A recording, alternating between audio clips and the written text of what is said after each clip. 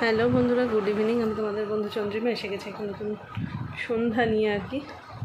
আজ সকাল থেকে কোনো ভিডিও করতে পারিনি, শরীরটা খুব খারাপ ছিল।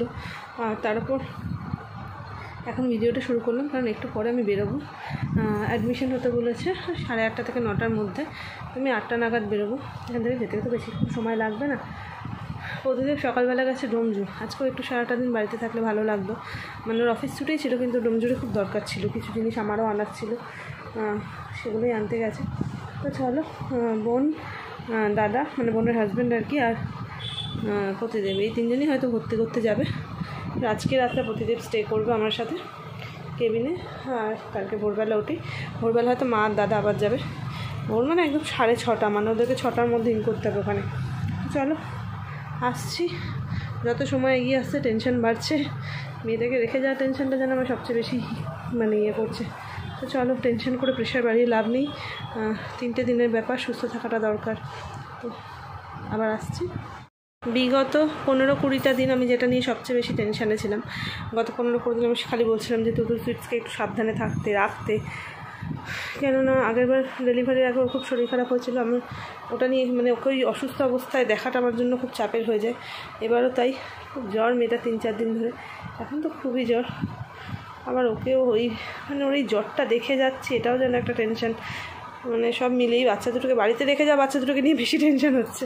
তো তোমরা সবাই প্রার্থনা করো সবটা যেন ঠিকঠাক থাকে। দেখছি আবার কখন ভিডিও করতে পারবো বলতে পারছি না, চেষ্টা করবো যেটুকু পারি তোমাদের সাথে শেয়ার করার। আমি অল্প বিস্তর রেডি হয়ে নিয়েছি, একটুখানি রেডি হয়ে নিয়ে একটু আবার শুয়ে পড়েছি। বসে থাকতে ভালোই লাগছে না আমার। আর বোন তুতুলকে নিয়ে ডক্টরের কাছে গেছে, ঠিক আছে, বাবা গিয়ে নাম দেখিয়েছে, আর বোনও নিয়ে বেরিয়ে গেছে।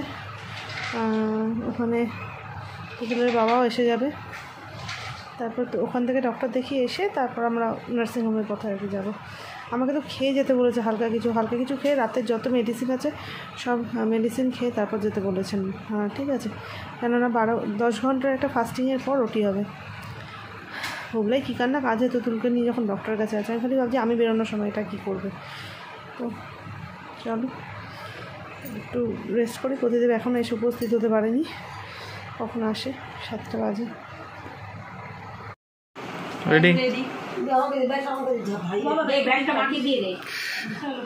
চল না, আর কোনো ব্যাগ নেই, ঢুকতে পারবে না। চল ঠাকুর মুসা করে নে ঘর। এই বুইকে একটু বলবি, চল নিচে চল।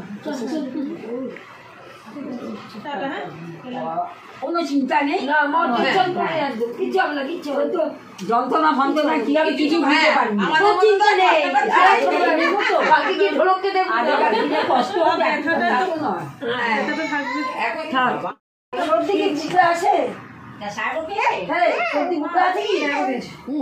এই যে মা এইটাই শুরু দেবে। ও লিপস্টিকটা দিতে বলছে, এই দেখ তুই এনে দেব, তুই এনে।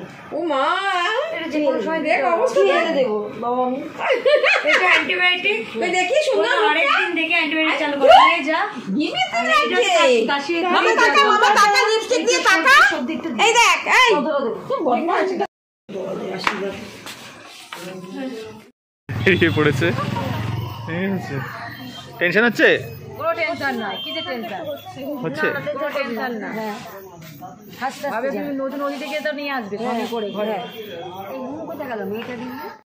তো এই যে আমরা বেরিয়ে পড়েছি, বোন, আমি আর দাদা যাচ্ছি গাড়িতে, আর প্রতিদেব আসবে বাইক নিয়ে।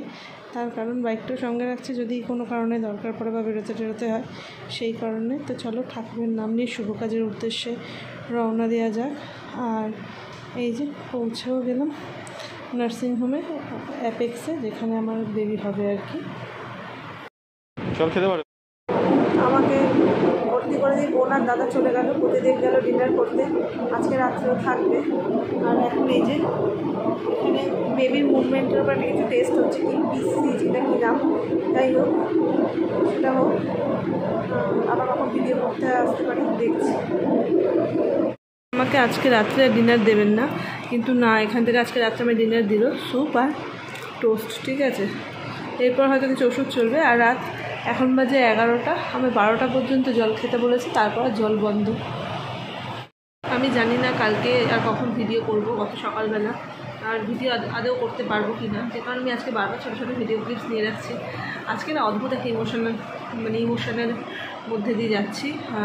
তার কারণ হচ্ছে বহুলার সময় হয়েছিল, মানে আজকের দিনটা পর্যন্তই আমি ওকে ধারণ করছি আমার মধ্যে যে আছে, মানে আমার সাথে একদম সে সরাসরি কানেক্টেড, ঠিক আছে। কালকেই নাড়ি কেটে দেওয়া হবে এবং হ্যাঁ আমার কাছে নাড়ি কাটার সম্পত্তি, সন্তান তো নাড়ি কাটা ধর নয়, সে আসবে এবং কালকের থেকে ধারণ ছেড়ে তাকে লালন পালন করা শুরু হবে আমার। এবং ওটা একটা ভাইটাল স্টেজ আর কি লাইফের। সবাই প্রার্থনা করে যেন সবটা ঠিকঠাক পারি, আমি একটা ভালো মা হতে পারি আর কি। চলো প্রতিদিন গেছে ডিনার করতে, কিছু খেয়ে আসুন, কারণ নার্সিংহোম তো গেট বন্ধ হয়ে যাবে।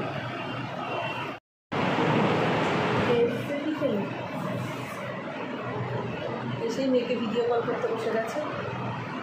আমাদের দুজনকে ছাড়াই মেয়ে রাত্রিবেলা আজকে থাকি, সেটাই আমার একটু টেন্স। ও বা আমি কেউ একজন থাকলে হয়ে যায়, থাকি, এবার দুজনে কেউ থাকবো না, এটাই টেনশন হয়ে গেছে। শুতে এসে গেছি, মানে শুয়ে পড়েছি। রাত্রিবেলা হয়তো সে স্যালাইন করতে আসলে একটু ডাকাটাকি করতে পারে। যাই হোক, চলো আজকের ভিডিওটা এখানেই শেষ করছি। পরবর্তী ভিডিও আসা পর্যন্ত সবাই ভালো থেকো, সুস্থ থেকো, হাসতে থাকো। সবাই মন দিয়ে প্রার্থনা করো কালকের দিনটা যেন ভালো কাটে, সব যেন ঠিকঠাক হয়। টাটা।